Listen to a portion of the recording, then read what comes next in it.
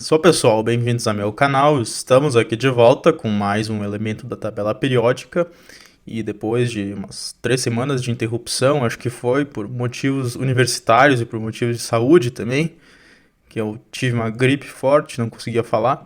Mas depois dessa interrupção, estamos aqui de volta com o elemento químico de número atômico 44, o rutênio. Esse elemento está localizado no quinto período da tabela periódica e no grupo 8. O rutênio foi descoberto no ano de 1844 pelo químico russo de origem alemã Karl Karlovich Klaus, enquanto ele estava estudando minerais provenientes da região dos Montes Urais. Esses minerais continham uma porcentagem significativa de platina e eles já haviam sido estudados anos antes pelos químicos Jöns Jakob Berzelius e Gottfried Wilhelm Ozann. Inclusive, o Ozann identificou 3 novas substâncias nesses minerais, uma das quais ele chamou de rutênio. Porém, ele nunca conseguiu repetir a sua isolação e por isso que ele não é considerado o descobridor do rutênio. Anos depois, quando o Klaus identificou o resíduo insolúvel em água régia desses minerais como sendo um novo elemento, ele se inspirou no Ozann e manteve o nome rutênio, que provém da palavra latina para a Rússia.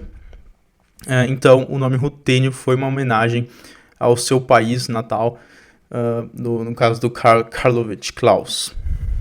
O rutênio é um metal prateado, duro, pouco maleável e com uma densidade de 12,37 gramas por centímetro cúbico. Esse material paramagnético tem um ponto de fusão de 2.282 graus Celsius e um ponto de ebulição de aproximadamente 4.000 graus Celsius, que na verdade é um valor extrapolado, um valor calculado. E assim como o ósmio, a sua estrutura cristalina em temperatura ambiente é do tipo HCP.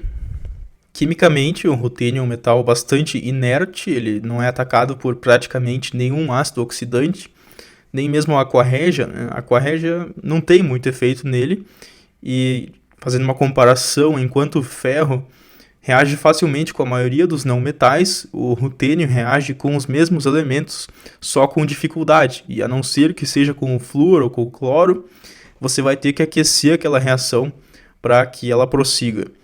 A configuração eletrônica do rutênio é criptônio 4d75s1 e os seus principais estados de oxidação em compostos são o +3 e o +4, apesar de que você pode ter compostos com o rutênio no estado de oxidação que vai do -2 até o +8.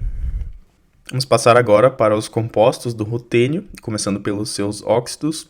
O óxido com o número de oxidação mais baixo que o rutênio forma é o dióxido de rutênio, RuO2. Esse sólido preto ele é formado a partir da reação direta dos elementos, rutênio e oxigênio. Ele tem a estrutura da rutila e é um catalisador para a oxidação do cloreto de hidrogênio para o cloro. Mais interessante que o dióxido de rutênio, porém, é o tetróxido de rutênio, que é bastante similar ao tetróxido de ósmio, um composto bem característico. Ele é um sólido bastante volátil, com um ponto de fusão de apenas 25 graus Celsius. Ele tem uma cor meio amarelada e a sua molécula é tetraédrica. Esse composto é formado quando você tem uma solução contendo íons rutênio +3 e quando você adiciona, por exemplo, periodato de sódio, se forma o tetróxido de rutênio. Assim como o ferro, o rutênio também pode formar oxoânions e óxidos mistos. Quando você dissolve o tetróxido de rutênio em hidróxido de potássio, por exemplo, você forma o perrutenato de potássio, estado de oxidação +7, um composto que é facilmente oxidado para o rutenato. Então são ambos exemplos de oxoânions, e entre os óxidos mistos são comuns os da forma M2+, Ru4+, O3. E o rutênio também forma calcogenetos da forma RuX2, em que o X é um calcogênio, ou seja, enxofre, selênio e telúrio, basicamente. Esses compostos são semicondutores diamagnéticos. Os compostos do rutênio com os halogênios são todos conhecidos para o estado de oxidação +3, em que esses compostos assumem a forma RuX3, no qual o X é um dos halogênios. E um dos compostos mais importantes do rutênio é o tricloreto de rutênio, RuCl3, porque ele serve de precursor na síntese de outros compostos do rutênio. Esse sólido preto cristaliza na sua forma mais estável ele cristaliza em uma estrutura em camadas, em que você tem um rutênio que forma um centro octaédrico, e você tem distâncias do rutênio para um rutênio de 346 picômetros. Para os estados de oxidação mais 6, mais 5 e mais 4, são conhecidos apenas os fluoretos do rutênio. No estado de oxidação mais 6, é claro, nós temos aquela molécula octaédrica. No estado de oxidação mais 5 é um pouquinho diferente. Esse composto forma estruturas tetraméricas, mas também forma centros octaédricos um pouquinho distorcidos. E no estado de oxidação mais 4 segue essa tendência de formar centros octaédricos. Com exceção do fluoreto, também são conhecidos aletos do rutênio no estado de oxidação mais 2, que são da forma RuX2. E além disso, são conhecidos alguns oxoaletos do rutênio, como o Ru ou F4, mas o rutênio faz muito menos oxoaletos do que, por exemplo, o ósmio. Talvez a parte mais importante e com certeza a parte mais abrangente da química do rutênio é a química dos complexos. Porém, nos estados de oxidação mais 8, mais 7, mais 6 e mais 5, esses complexos não são muito numerosos. E além do seu poder oxidativo, no que vai além do seu poder oxidativo, eles também não são muito usados, em comparação com alguns complexos do rutênio que são utilizados como catalisadores, por exemplo.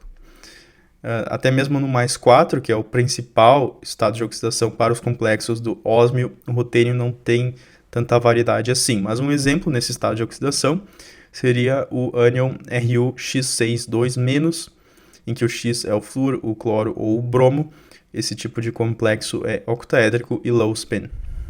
No estado de oxidação mais 3, entretanto, nós temos uma grande variedade de complexos do rutênio.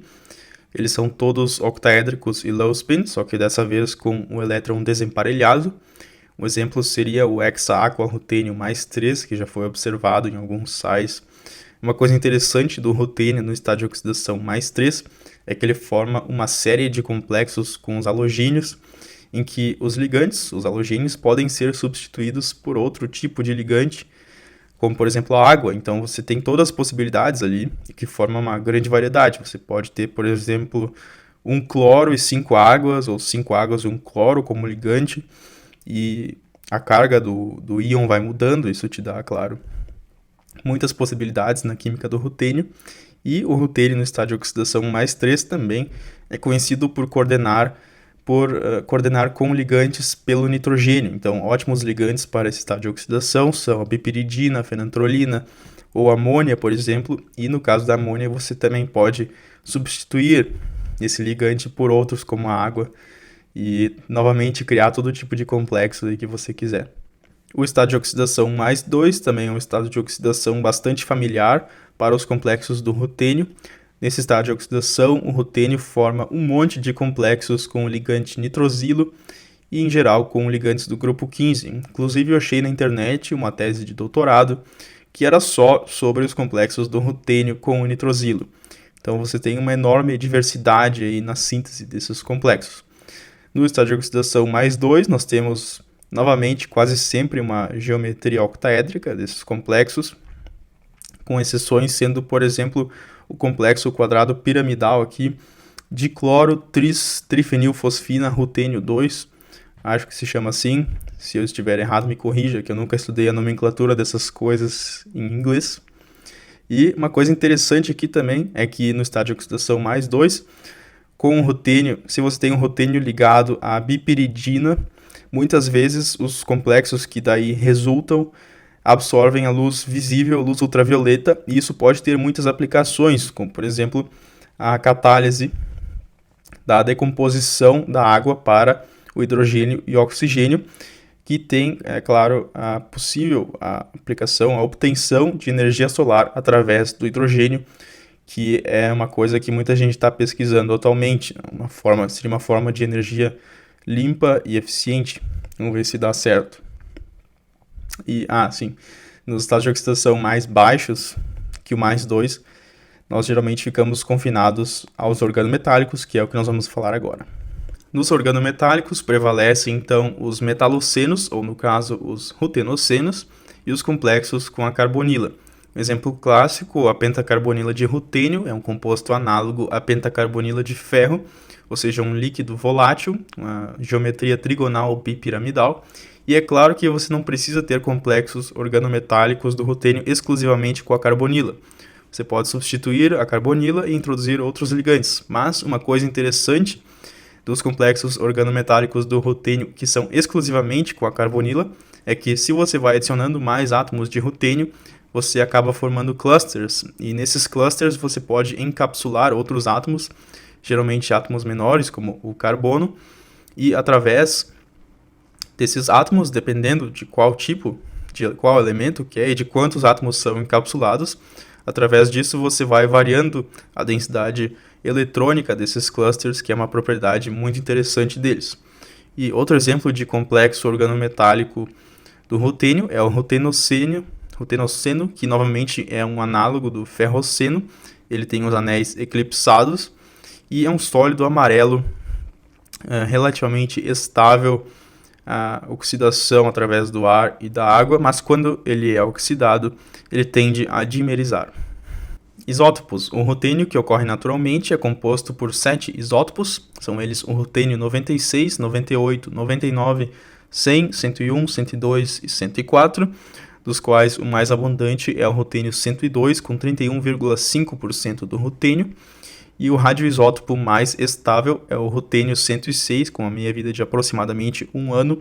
Ele decai por beta- para o ródio 106, e o rutênio 106 é um dos diversos isótopos que são formados durante a fissão do urânio. Ocorrência. O rutênio é um elemento muito raro, com uma abundância similar à do ósmio. Ele ocorre geralmente junto a outros metais do grupo da platina, e depois que você obteve o seu concentrado ali de metais nobres ao longo do processo de extração, o rutênio e o ósmio são geralmente destilados na forma dos seus tetróxidos, são separados assim dos outros metais. Os tetróxidos então são coletados e reduzidos para os respectivos metais. E por fim, as aplicações do rutênio. O rutênio é utilizado em algumas ligas, por exemplo com o ródio ou com a platina, para fazer contatos elétricos superduráveis, ou em ligas com outros metais, por exemplo com o titânio, para aumentar a resistência à oxidação daquelas ligas. E por muito tempo também o rutênio foi utilizado para fazer pontas de canetas tinteiro, que são, se você não conhece, canetas tinteiro são as canetas com esse tipo de ponta aqui. Inclusive, não recomendo que você compre, porque é uma sujeira para escrever com essa caneta, e também, se você não utiliza todo dia, ela seca, e é uma sujeira para limpar tudo, mas enfim. Na Parker 51, que é uma caneta tinteiro famosa, foi utilizado rutênio na ponta da caneta.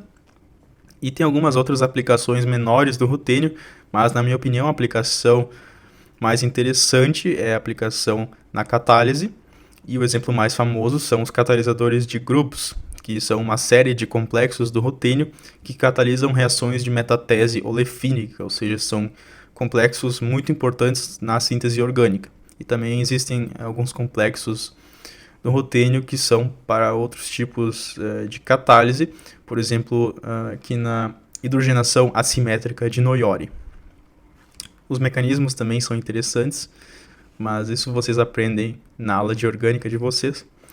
E por hoje nós ficamos por aqui. Se você assistiu até aqui porque você gostou do vídeo, então inscreva-se no canal. Muito obrigado, deixe seu like, comente. E um Feliz Natal e até a próxima.